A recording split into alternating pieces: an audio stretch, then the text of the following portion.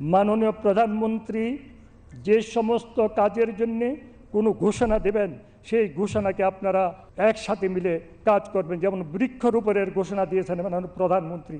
বাংলাদেশে প্রায় 4 লক্ষের অধিক ইমাম মুয়াজ্জিন রয়েছেন। আপনারা যদি এক একজনে 10টা করে গাছ লাগান তো কতটা গাছ হবে? 4 কোটি গাছ হবে। আজকে মাননীয় প্রধানমন্ত্রীর সামনে বলে যান যে আমরা ইমাম মুয়াজ্জিন এবং খাদেম এবং আমরা যারা অন্যান্য ধর্মগুরু আছে সবাই মিলে এক একজনে 10টা করে গাছ লাগাবো আপনার ঘোষণার পরিপ্রেক্ষিতে। রাজি আছেন আপনারা?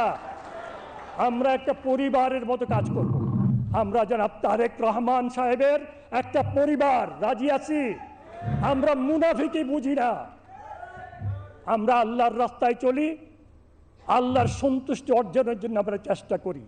আল্লাহর সন্তুষ্টি অর্জনের জন্য যা করা দরকার আমরা তাই করব ইনশাআল্লাহ। আর যা চান তাই হয়, আল্লাহ যা চান না তা কখনো হয় না।